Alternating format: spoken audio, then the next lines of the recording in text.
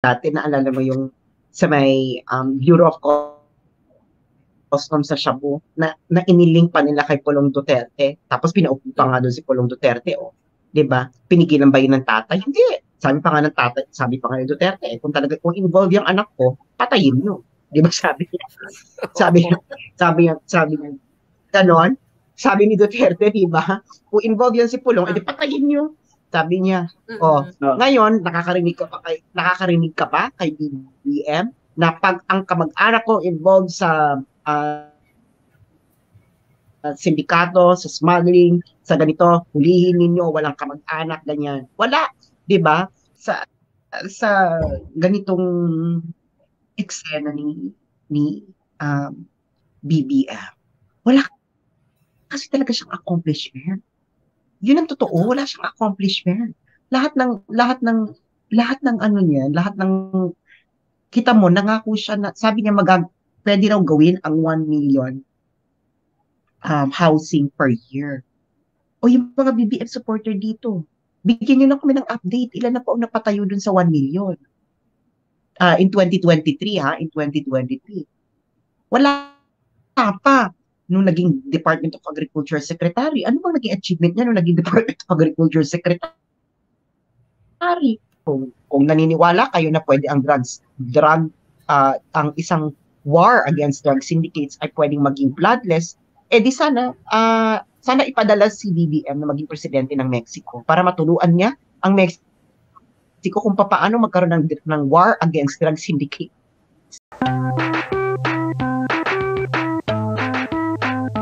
Ko po naman. Mambubudol okay, na lang kasi himayin natin. Himayin natin yung mga pangyayari. Okay? Sana may umakyat tayong guest, no, na marunong mag-drive or whatever. Ano ang kanilang sinabi? So, biggest drug hole in history. I actually disagree with that. You know, the biggest drug hole is yung mga napasarang mega Shabu Lab.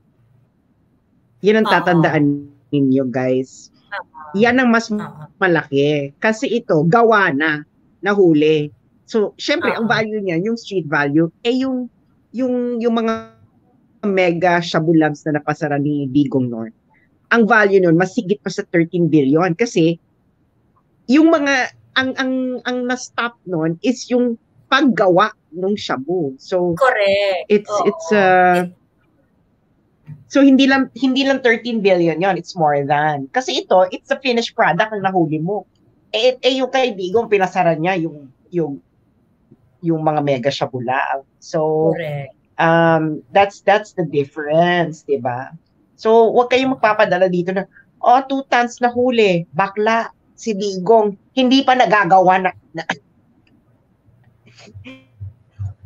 nasa kote na yung pabrika mismo ang pinasara. Diyos niyo, yung sa Arayat, dalawa yung marami pang lalaki nun, pero yung pinakasikat nun yung sa Arayat, yung mega Shabu Lab, saka dun sa Masbate. You remember it, guys? Imagine how many tons of shabu ang magagawa ng dalawang mega lab. Hindi tayo dyan sa tuta. Hindi ko maintindihan kung bakit itong administration na to, they measure success based on the amount of drugs seized on the street. Kasi hindi yun indicator na effective ka or magaling ka sa war on drugs mo. Kasi unang-una, if there are overflowing drugs on the street, 'di ba? Ibig sabihin, they are back in business. Yung production nila, yung production chain nila is back in operation. Supply chain. Supply chain. Yung supply chain nila is back and very strong. 'Di ba? 13.3 billion caught on the street nang ganun-ganun lang, walang investigation, walang lead, walang ano. Lucky strike. Makikita 13.3 billion worth ng shabu sa kalsada, sa isang checkpoint. Kaya nga ako nagpapasalamat doon sa van driver. No? Alam mo naman kami mga van driver, Joey. No? Lalo na kung nagda-drive kami ng shabs. Tapos 2 tons yung dala-dala namin sa isang van na ang payload is parang 1,000.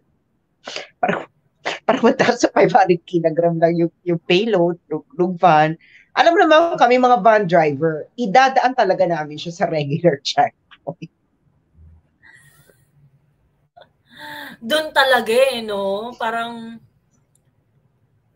Diyos me. Hindi, teka, bago tayo pumunta doon sa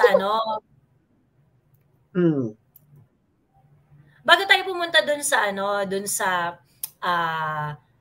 sige, ang tawag dito, bakit mo naman ida-drive yung ba't mo naman bago tayo pumunta dyan, kasi di ba, prior to this huli ng huli ng Shabu, yung administration, meron siyang penchant for boasting yung number ng yung X number of kilo of shabu, marijuana, cocaine, ganyan nasambat nila. And they kept on saying na, nyo, gumagana yung war on drugs namin kasi ang daming namin nahuhuli sa kalsada. Mga kababayan, wag po kayo nagpapaniwala sa ganun kasi hindi yun ang tunay na measure na nananalo ka sa war on drugs. Kung sobra mong daming nahuhuli sa kalsada ng droga, ibig sabihin, ang supply chain buhay na buhay. Okay? And, the reason why I want to emphasize this is because, yung sinabi ni Sas earlier, if you really want to rage war against drugs, 'di ba? Yung production yung targetin mo. Dapat hindi sila nakakagawa. Gaano ba karami production and production and distribution on the ground. Kasi ganun nga yung target ni Bigong, no? Yung production and distribution. Kasi, kaya production, para humina yung supply. Okay? So, kasi dati, noong panahon ni Aquino, ang mga shabs sa Pilipinas na ginagawa. Gets niyo yun? Kaya nga maraming mega lab Meron sa Arayat, meron sa Masbate. Yun yung mga dalawa lang sa mga napasara ni Bigong. Pero marami. Mga over 1,000 yung napasara niya ng mga labs So, ang dami yun sa pati sa Bulacan, ang dami mga shabu lab na na-discover noon. Na hindi namin alam na meron pala dito sa amin. Yeah. Yung nasa gitna ng bukid. Laboratory po ito, pabrika. Pabrika po ito, pabrika. Okay, so, ngayon, ang eksena, saka yung foot soldiers on the ground distribution. Kasi nga inexplain kasi ito no. Mahirap kaya kailangan mong targetin yung mga pushers kasi mahirap mag-recruit ng pushers. Okay. So pag napatumba mo yung mga pushers, mapipilayan talaga yung drug syndicate. Kasi yan ang isa sa mga pinakamahirap gawin ng drug syndicate, ang mag-recruit magbibenta ng shabs. Nagigets nyo ba? Nagigets nyo ba, mga guys? So, yan ang ginawa ni Bigong noon. Kaya, bloody. Kaya siya bloody. Kasi po, wala naman po kasing drug syndicate na hindi lumalaban. Saan po kayo nakakita ng drug syndicate na hindi lumalaban? Only in the time of BBM siguro at panahon ni Pinoy.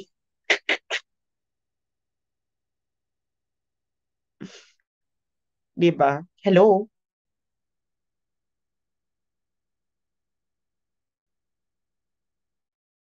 Ano nangyari? Si Joey bang nawala o ako? Ayan. Mahina yung internet ko. Ayan. Hello, diba? I'm back. So yun, na ako. Yun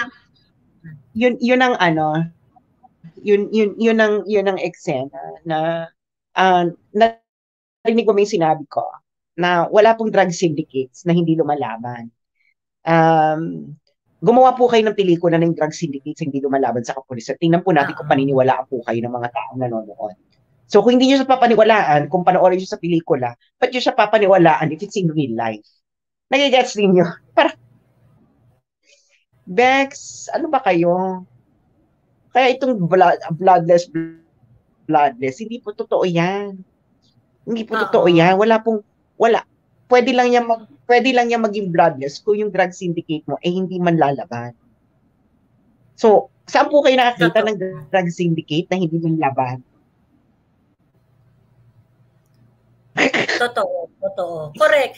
'Di ba? Pagkatapos ito, hindi biro yung hindi biro yung pinag-uusapan natin dito na amount ng droga. Pagkatapos, ang nandun lang yung driver. Pagkatapos, nahuli siya sa isang checkpoint na regular naka-setup, hindi siya surprise checkpoint. Oo. Hindi Diba? siya hindi siya oo. Sino sabi 'di ba nung in-interview? Nagsasagwa po kami ng aming regular checkpoint na Oo, part ng 'di isang ba yung kampanya nila on part ng isang kampanya nila crime on prevention. intensifying crime prevention, ganyan. So Crime prevention. hindi siya hindi siya yung surprise checkpoint or what not. So ngayon, Kasi may mga gaano ka bobo may mga checkpoint po kasi na go. Gaano ka bobo yung isang sindikato? Ang sindikato po hindi ka naman nakakagawa ng sindikato kasi nang basta-basta kasi napaka-komplikadong structure niyan. So alam niyo po ang mga drug syndicate ang mga puon sa mga drug syndicate, matatalino yan, may utak yan kahit papaano, no? So, bakit ka dadaan sa isang checkpoint na regular naman, na meron, tapos magbibitbit ka ng 13.3 billion worth of shabu? 'Di ba? 2 tons na shabu, tapos yung shabu pa, yung shabs pa, hindi pa siya naka-disguise. Bex, nakabalot lang ng, parang bedsheet. Saka ng Tupperware. Oo. Bakla. True. Alam mo yung parang, drug syndicate na nagpapahuli? Ano to? Saan to? Kaya bloodless. Kaya bloodless? Kasi parang, sinong drug syndicate yung di ba yung parang, talaga, meron kang daladalang 2 toneladang shabu. Tapos nakakaloka pa. Sige, go. Tapos wala kang escort, tapos idadaan mo sa regular checkpoint? Huh? True. 13.3 billion, pagka ganyan kalaki yung operation mo, malamang dapat nag-bribe ka na dyan sa mga dadaanan or what not. Diba? Tapos mahuhuli ka sa isang by the way ang tawag dito,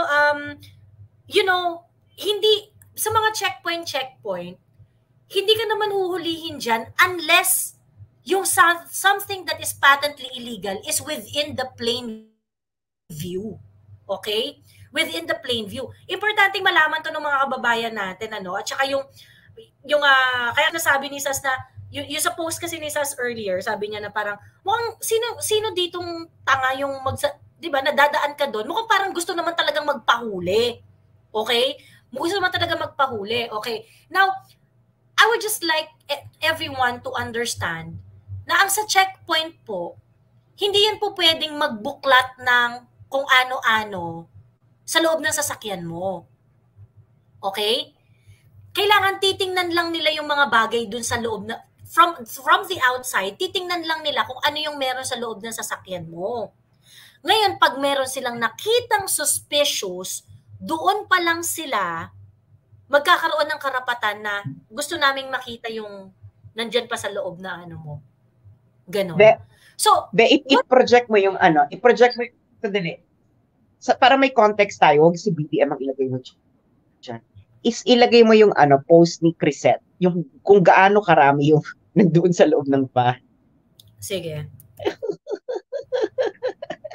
Para makita na. Ayan, teka.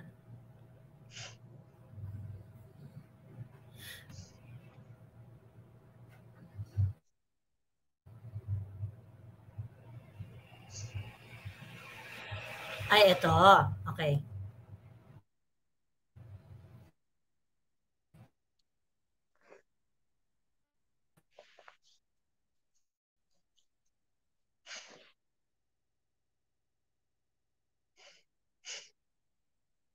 Asan?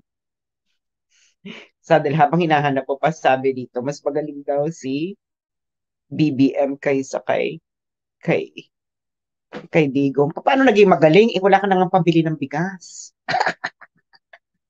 Meron kang pambili, yung mga supporters ni BBM, meron silang pambili ng shabs, pero wala silang pambili ng bigas.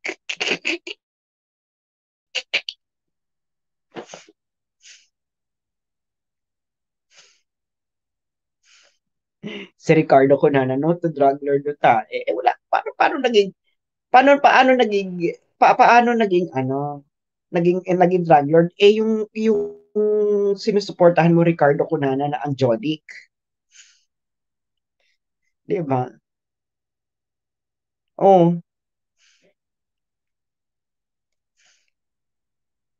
Diyos ko, Lord. Di ba parang atik talaga yung supporters ni, ni VVM. Asa na si Joey? Iniwanan na tayo ni Joey sa ere. Okay, basahin ko na lang dito ang mga comments muna. No?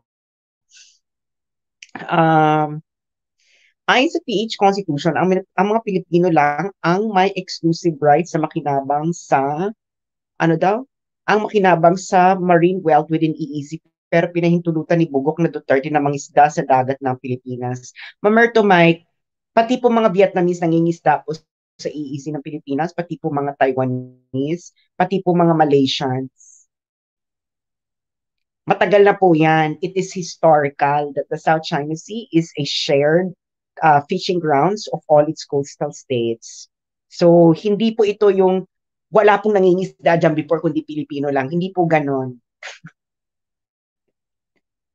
At ang traditional fishing rights po ay ito po ay dapat irespeto ng mga iba't ibang bansa. Nasa international law po yan. Kung hindi po kayo tatanga-tanga at tamad, pwede naman po kayo mag-research, no? At sana si Joey na wala na. Iniwan na tayo, na maalam na si Joey na hindi man lang tayo sinabihan ng bastos naman ng babaeng to. Narinig niyo pa ba ako, guys?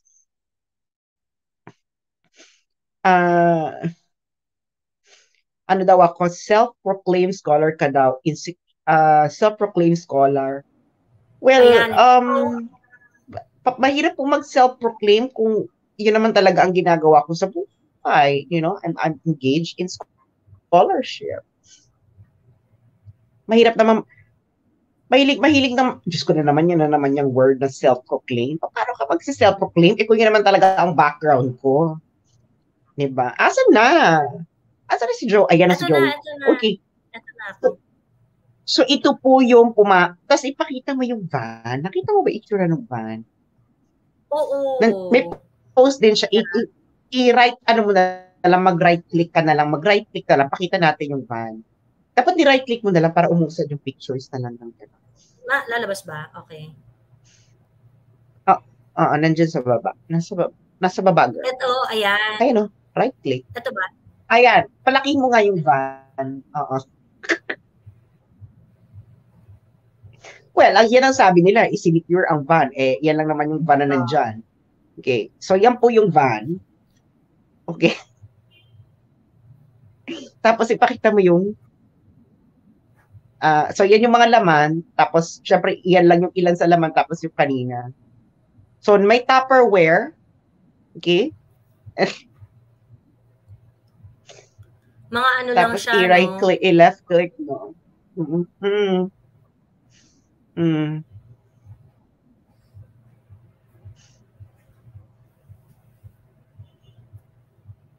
Okay. So, ayan. So parang ito pa lang, no? Parang, pag ito pa lang, girl, parang, kayo na lang po humusga. Bright green plastic. Tapos, may naka-Tupperware and at ito pa, Joey, wala palang lisensya yung driver. Diba? So, parang, ano pa to? Nagpapahuli talaga yung drug syndicate? Diba? Parang, kasi, more reason pagka na-flag down ka, tapos wala kang lisensya, diba?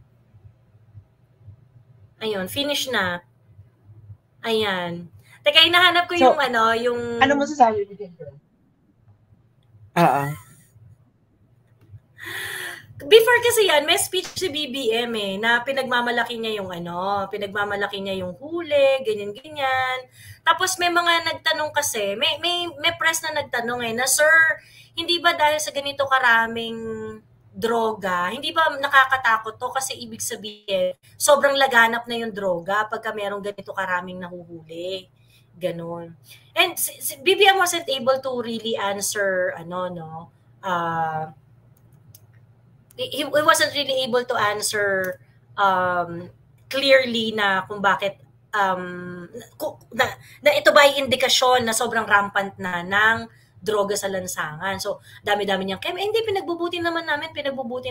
Ganun lang yung mga sinasabi niya. Ganun lang yung mga sinasabi niya. And then, after nun, nag-end yung part niya.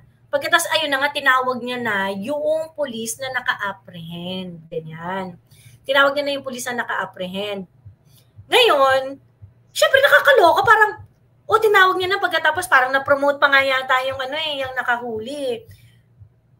You want him to talk about what he did? Supposedly, yun naman talaga yun. Kaya kanya siya pagsasalitain kasi, di ba? He's going to tell everyone kung anong ginawa niya. Bakit merong patapik? Merong, para saan yun? Disclaimer.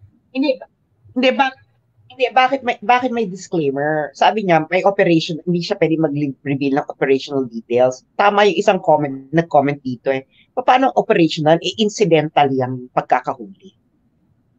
Diba? Kayo na rin yung nagsabi na, so, anong operations to? Ang operations nyo lang naman, tinanong yung driver at in-inspect yung sasakyan.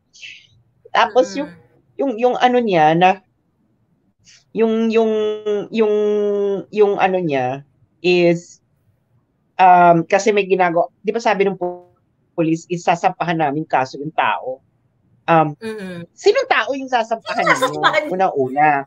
Ikalawa, sino yung sasampahan niyo? Ikalawa, ayaw daw nilang ma-compromise. Anong i-compromise niyo? Sasampahan niyo naman ng saka nakabalandra yung plate number ng sasakyan, girl.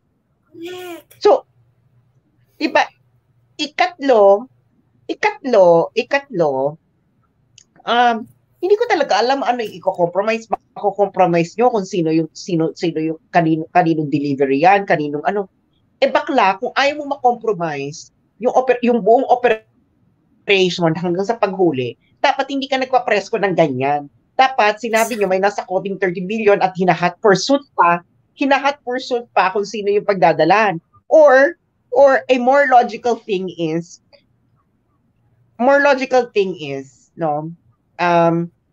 either you actually let the van continue. Kasi sabi ng iba, hindi may tip kasi na merong van na paparating na may dalang droge. Okay, kung may tip na may dalang droge, edi dapat tinail nyo na lang yung van hanggang mapunta siya doon, hanggang doon sa pagdidiliveran. As simple as that. Para marami kayong Oo. Tinail dapat yung van, di ba? Tinail dapat yung van. That is, di ba, aminin nyo, if you really want to catch the fish, bakla, you use that as a bait. Ngayon, nagpa-presscon ka, pinakita mo yung plate number ng sasakyan, nagpasabi ka na hahabulin namin kayo. Bakla, hindi lumabas ng Pilipinas yung kung sino man yung hahabulin mo. So you actually compromise the operation. Sila na actually nag-compromise ng operation. If there is a legitimate operation in the first place, 'di ba? Kung meron talagang operation kayo na ginagawa, kayo ang nagkompromiso. Itong pagpapa-press conference ninyo, ito ang nagkompromiso. Yun yung nakakaloka. Anyway, ipa-play ko lang Sas kasi nakakaloka to. Yung doon sa video kasi ni Kuya Miko, may kasunod pa yon na mas nakakalokang pangyayari. Ayan. Ito yun so maya-maya, katatapos lang ni BBM sa speech niya dyan. So, medyo may downtime, ganyan-ganyan. Tapos, ayan, tatawagin na yung police na nag-inspection. Ayan, tinawag na. Okay, so ihaharap na sa media, ganyan. Ayan. Ayan na. Okay. Also, he cannot, before you start asking questions, I'll warn you, he cannot talk about operational details. Kaya pag bigla kaming sasabat at sasabihin namin wag siyang sasagot, that's because it's still ongoing. So, but he can tell you what happened.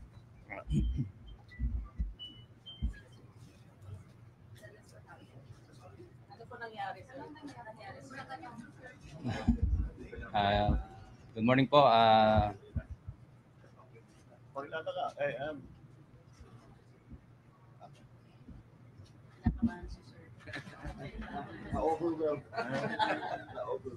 Nakakaloka yung laman ng van. Nakita mo gaano kaliit yung van?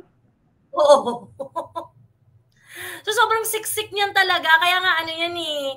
Kaya nga yung nagpakita sila ng something suspicious. Kaya na-prompt yung checkpoint na busisiin yung laman.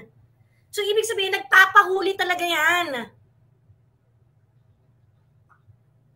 Kasi hindi naman papansinin yan kung walang suspicious eh. Diba? Hindi ka uusisain, hindi yan titingnan. So ngayon, ang dami mo ng red flag, wala kang lisensya, overloading ka pa, 'di ba? Wala kang lisensya tapos overloading ka pa. 'Di ba?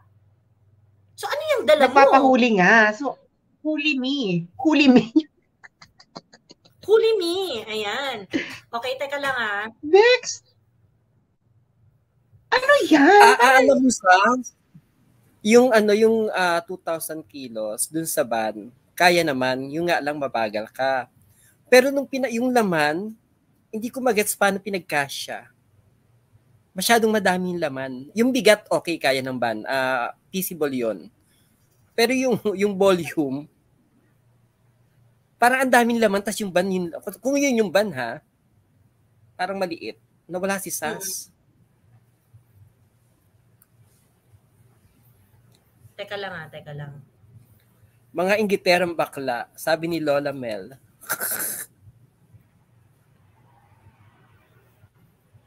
Teka lang ha.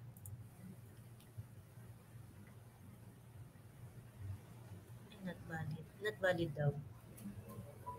Ay, isa pa. Teka lang ha.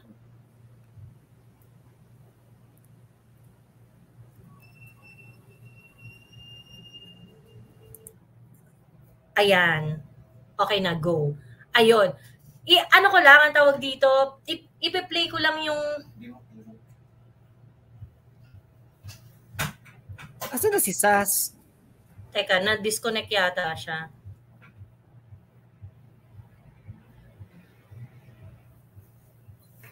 Ayan, wait. Sorry. Ayan, okay. Anyway, ito yung nakakaloka dito. Ayan, andyan na si Sas. Ayan, nakabalik na siya. Ito nakakaloka dito. Umilay ka. Training para Ano to, press conference to ha? Press conference to sa Batangas nung ano. So yung magsasalita na yung pulis na nakahuli nitong shabu. Nakaharap sa press eh. Kahit humarap sa bala, kaya namin, pero humarap sa press eh. So, sobrang awkward nung pulis. Yung parang hindi mo talaga mapinta. Panoorin niyo yung mas malinaw na video ha. Alam mo yung mukha ng pulis, hindi niya alam yung gagawin niya. Parang, ano ba sasabihin ko? Ano bang ano? Yung tumitingin siya, parang, alam mo yung parang batang pinaparecite mo sa school, tapos tumitingin dun sa yaya kung anong i-recite niya. Ganun yung dating. Oo. Diyos me. magandang umaga po sa ating lahat. Ayan, magsasalita na siya. Sa ating mahal na Pangulo, Sir, sa lahat mo narito. Sa ngayon po, hindi pa po kami makakapagbigay ng eksaktong detalye ng pangyayari kung paano namin nasabat itong ganitong kalaking halaga kasi umuusad pa rin po yung aming investigasyon. Ayaw po namin makompromiso yung mangyayaring hanggat may sampa po namin yung kaso laban po dun sa tao. Yun lamang po at maraming salamat po. Ayan, yun lamang po at maraming salamat po. Nakita mo, grabe yung tingin nito ni Abalos, nitong general, ni BBM. Lahat sila talagang parang naka-corner dito sa pulis eh. Oo, parang nakabantay kung ano sasabihin. Kung ano sasabihin niya, di ba? O so nagsalita siya, hindi po ako makakapagsalita, kineme-kineme, ganyan. Eto nakakatawa, Mi.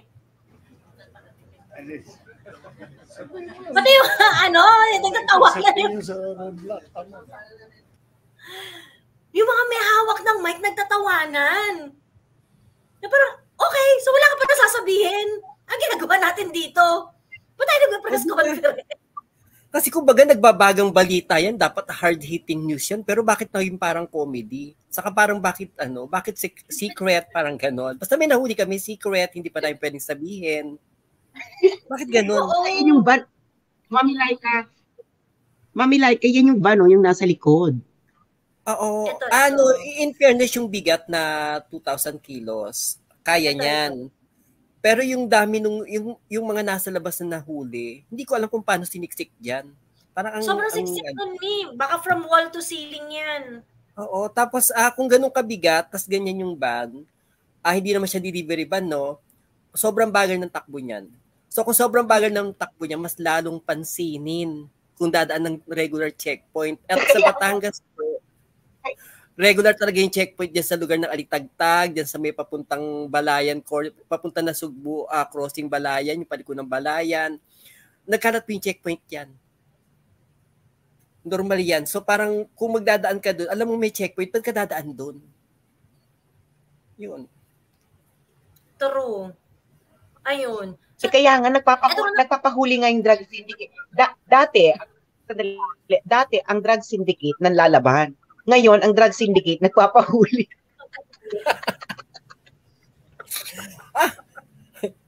Gusto nilang ma-meet si BBM, nagpapahuli sila.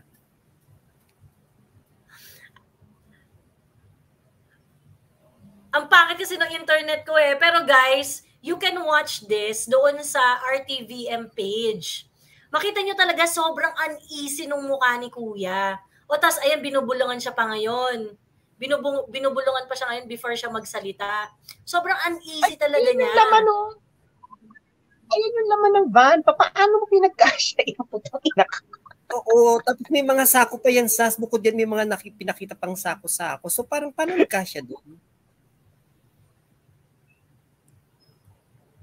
Diba? Tapos may so ayun, so either gusto nilang magpahuli or ano ba to?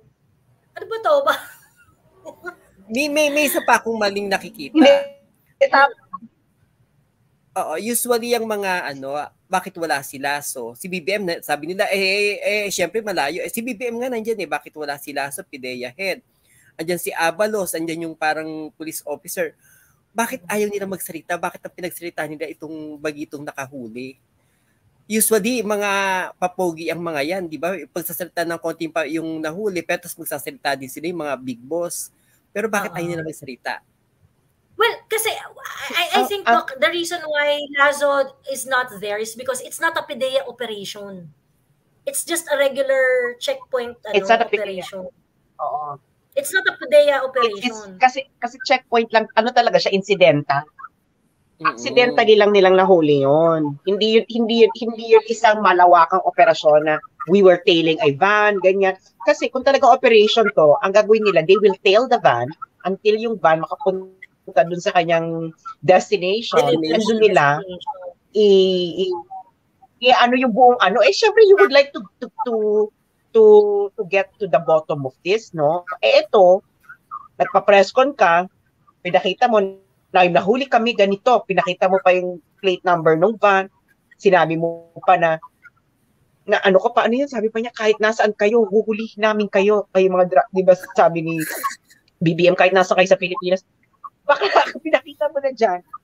Wala ka pang kaso, malamang wala whole departure order, kung sino man yung dyan, umalis na, o anong gagawin mo?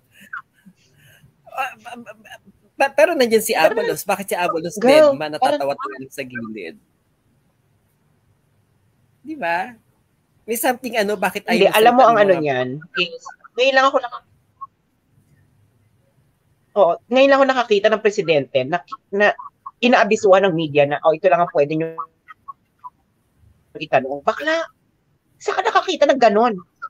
Saka, sabi niya, hindi kasi train ang mga sundalo, hindi kami train na humarap sa media. Bakla, wag mo kaming baklain, BBM. Alam ng mga pulis kung ano ang pwede nilang i-reveal sa media o hindi. That's part of their training. Ano kaya? Correct. Ano yun? Actually, yun yung pinaka-cringy na part dyan eh. Yung may pa-disclaimer si BBM. Tapos yung, alam mo yung binabakla niya tayo na, kasi kaming mga sundalo, kaming mga kaya namin sa bala, pero hindi namin kayang, hindi kami sanay sa press, yung mga ganun. Parang, ewan ko sa'yo, di ba? Sabi dito ng isa dito, at least dito daw may nahuli, nung kay Duterte daw patayan. Bakla yun na ngayon eh. Tinegi yung pusher. Ano gusto mo hulihin doon? Ang mga pusher po, nanlalaban yan. May dalang baril, wala pong pusher ng shabu na walang dalang baril. No, mga drug syndicate po ang kausap natin dito ha, hindi po ito yung mga retailer na nagbebenta ng sa sari-sari store. Meron drug syndicate po, meron yang baril. Kaya nagkakapatay, nanlalaban po talaga ang mga drug syndicates. Ngayon, humanap po kayo ng mga drug syndicates na hindi nanlalaban, baka maniwala pa po kami sa inyo. No? Hindi po kami naniniwala sa inyo, kayo mga BBM supporter, mga bobo kayo. Napaka-bobo ninyo, yun ang masasabi ko. Wala pong drug syndicate na hindi lalaban, lalo na, bakla, meron ka, ano nila, 13 billion, wala kang escort, tapos idadaan mo sa check. 13 billion. Point. Sa kayo ano sinasabi mo walang nahuli? Marami pong nahuli, no? Marami pong arrested, marami pong sumukong addict. Alam niyo kung ilan ang sumukong addict noon? 1.7 million in the first year.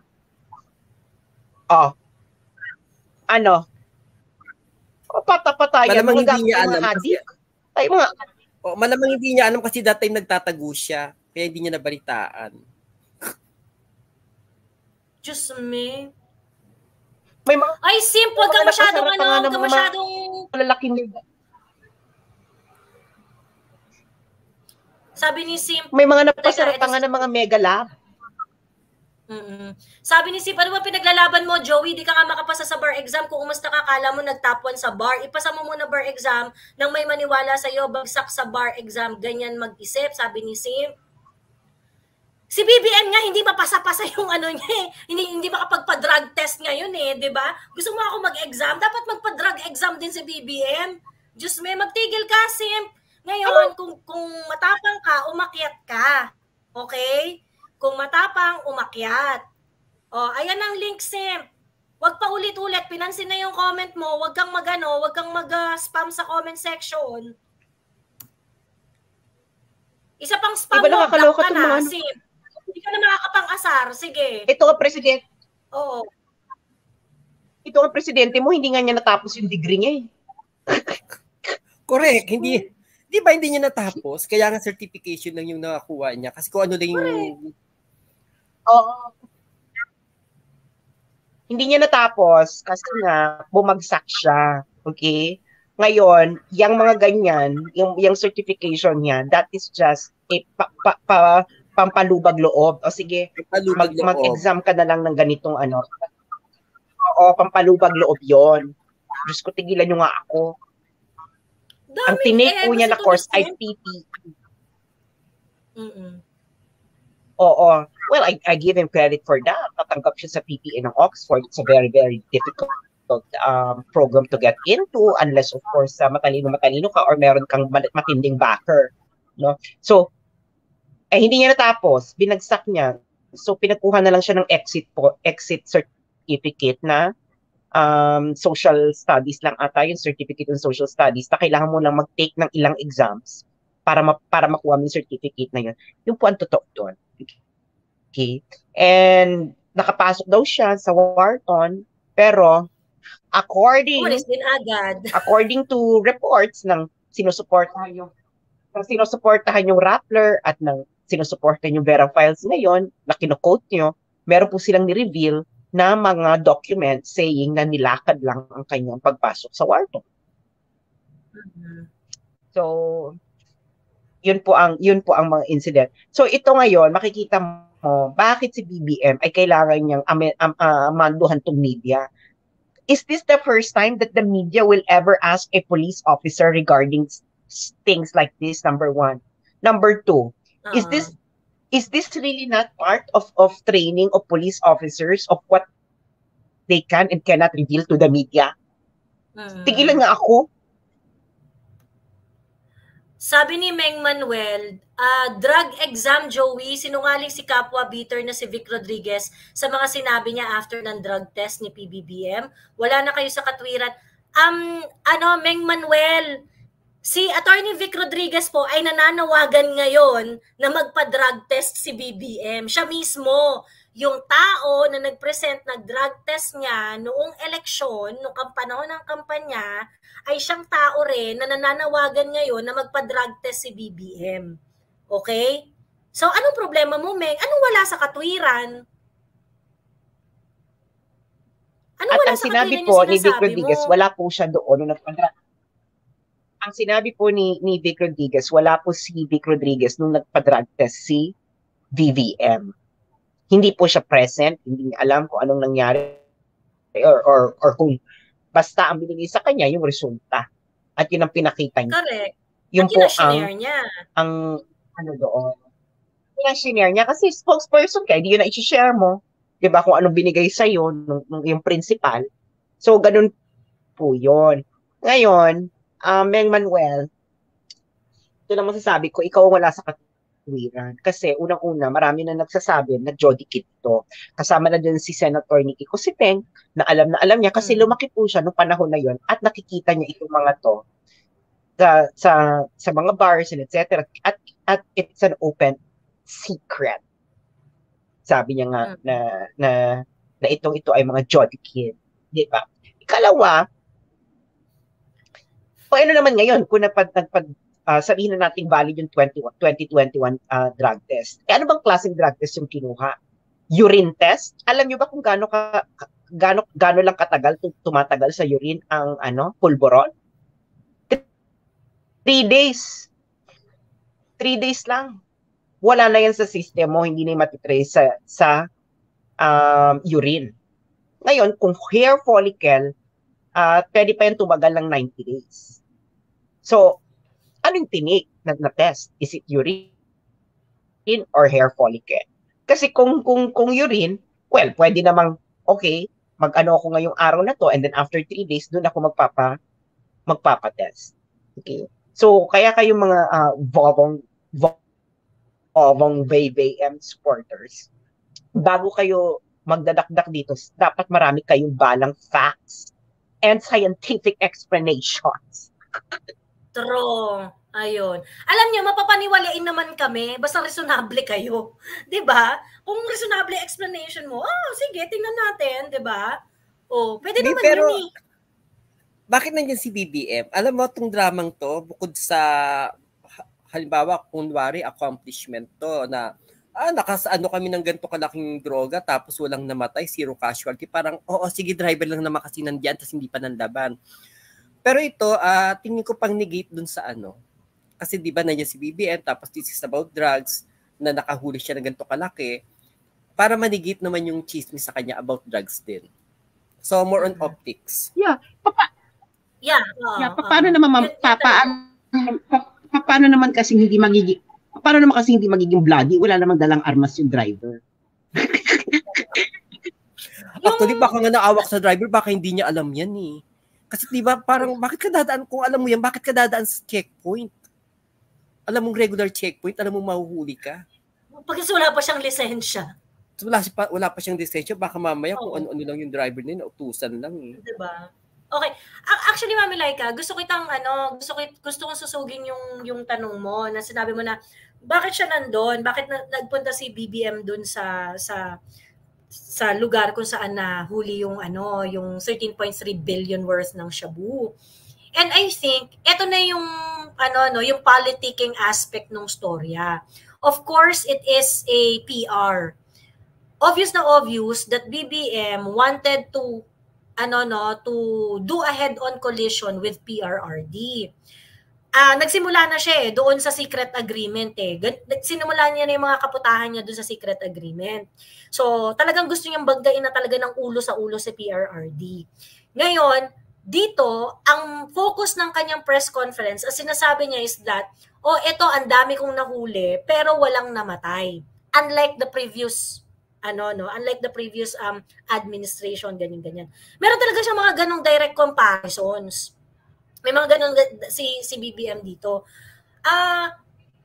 Ginawa niya to first, I think, because kailangan niya ng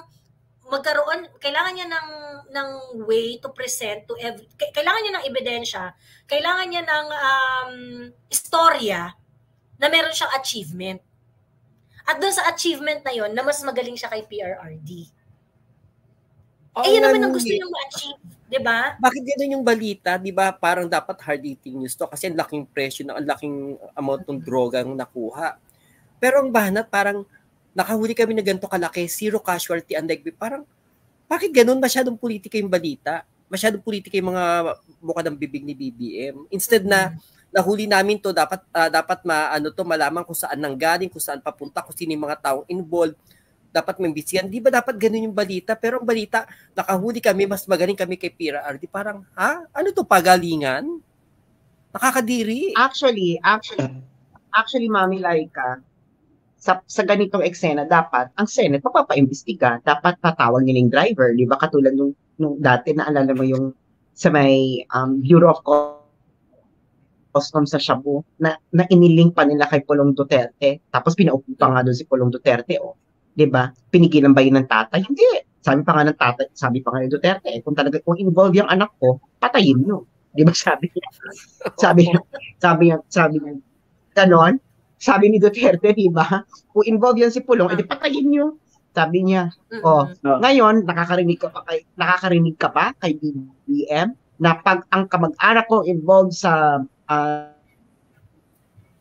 sindikato, sa smuggling, sa ganito, hulihin ninyo, walang kamag-anak, ganyan. Wala, di ba? So, tama kayo, this is really just PR stunt. Kasi nakikita niya na kailangan niya magpabongga laban kay PRRD.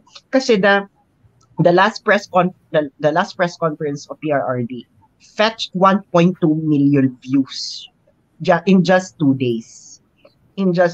So, tapos marami talagang sumusubaybay kay Digong kahit wala na siya, no? Everyone listens, no? Everyone listens to him. Kung magsasalita siya, kung nandiyan siya, etc. So, kailangan niyang magpabongga. Ngayon, kung itong mga BBM supporters, kung naniniwala kayo na pwede ang ang isang war against drug syndicates ay pwedeng maging bloodless, di sana ipadala si BBM na maging presidente ng Mexico para matuluan niya ang Mexico kung paano magkaroon ng war against drug syndicates na bloodless. Di ba? Saka ang nakakaloka dito sa ganitong eksena ni BBM. Wala kasi talaga siyang accomplishment. Yun ang totoo, wala siyang accomplishment. Lahat ng kita mo, nangako siya na, sabi niya pwede raw gawin ang 1 million housing per year. O yung mga BBM supporter dito, bigyan niyo na kami ng update. Ilan na po ang napatayo dun sa 1 million? In 2023, in 2023. Wala pa. Nung naging Department of Agriculture Secretary, ano bang naging achievement niya nung naging Department of Agriculture Secretary? Di ba isa sa mga pinaka-least performing agencies yung Department of Agriculture nung siya ang DA Secretary? Di ba, nandun sa dulo? Tapos, hindi niya na alam talaga kung anong gagawin niya para mahalin siya ng mga tao. Yung mga BBM supporters naman talaga kasi mamahalin siya kahit anong gawin niya, kahit tumai siya dyan, mahal pa rin niya siya. No? Pero pag tinanong mo, ano yung accomplishment po ni BBM? Sabihin nila, meron kasing bloodless war on drugs. Bakla, sabihin niya sa mga sindikato, mga pwede pa tayo magkaroon ng bloody war against you, bloodless war against you. Saan ka nakakita ng war against drug syndicates na bloodless? Oh, Mm.